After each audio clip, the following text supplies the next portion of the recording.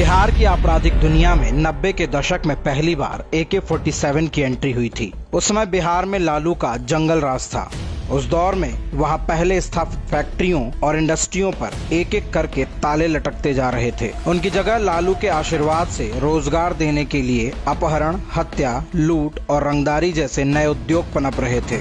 इसी बीच बिहार में लालू के नाक के नीचे खतरनाक हथियारों के खरीद फरोख्त का नया रोजगार शुरू हो गया। बिहार में पहली बार AK-47 की खेप बिहार के डॉन अशोक सम्राट बेगूसराय के पास पहुंची थी, जिसका पहला निशाना बरौनी 0 माइल के पास एक ठेकेदार बना।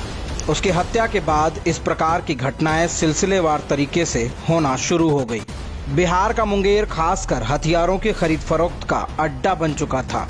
यही नहीं, बिहार में कश्मीर से सेब की पेटियों में छिपाकर भी कश्मीरी आतंकवादियों की भी AK-47 लाई जाती थी, जिसमें बिहार के कई बाहुबलियों समेत यूपी के भी कुछ नेताओं का हिस्सा होता था। बिहार के सासाराम से 1989 में जेल से फरार होने वाले अपराधी नंद गोपाल पांडे उर्फ फौजी ने अवैध हथियारों के बारे में एक चौंकाने वाला बयान दिया था। उसके मुताबिक कश्मीर के एक गांव से आई AK-47 की खेप में से शहाबुद्दीन ने 8 से 10, रांची के अनिल शर्मा ने 4 और बनारस के कांग्रेस विधायक और प्रधानमंत्री नरेंद्र मोदी के खिलाफ चुनाव लड़ने वाले अजय राय ने 4 AK-47 राइफल ली थी। साल 2001 में पुलिस जब RJD नेता शहाबुद्दीन के घर पर छापा मारने पहुंची थी, तो उसी AK-47 से कई घंटों तक पुलिस पर फायरिंग की थी, जिसमें 2 पुलिसकर्मी समेत 10 लोग मारे गए थे। पुलिस ने शहाबुद्दीन के घर से हथियार का भारी भरकम जखीरा भी बरामद किया था, जिसमें 3 AK-47 भी शामिल थी। इतना ही नहीं, लालू के जंगल राज में अंधाधुंध हुए जातीय संघर्षों में भी AK-47 का जमकर इस्तेमाल हुआ था। 1 मिनट में 600 गोलियां उगलने वाली इस AK-47 ने न जाने कितने लोगों को सदा सदा मौत की नींद में सुला दिया गया।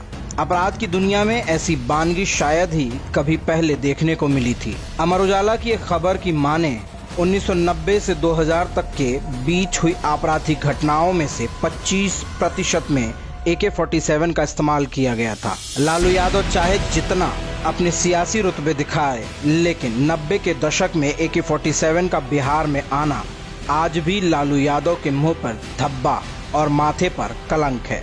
बिहार में शहाबुद्दीन इन्हीं खतरनाक हथियारों के दम पर अपना सियासी रुतबा कायम रखा था, जिसमें लालू ने उसे पूरी छूट दी थी। बिहार में अभी भी राजद के नेताओं के पास भारी मात्रा में AK-47 बरामद होती है। लालू और तेजस्वी के खास RJD नेता परवेज चांद को भी बिहार पुलिस ने 2019 में गिरफ्तार किया था, जिस पर जबलपुर ऑर्डिनेंस फैक्ट्री से चोरी करके लाई गई 60 से 70 AK-47 की तस्करी में मदद करने का आरोप लगा था। एक बात तो तय है कि लालू यादव ने 90 के दशक में बिहार को ठीक वैसे ही बर्बाद किया जैसा उसने चाहा था। बच्चों के हाथों में किताब की जगह हथियार थमा दिए थे और फसल के नाम पर हथियारों की पैदावार बिहार में होना शुरू हो गई।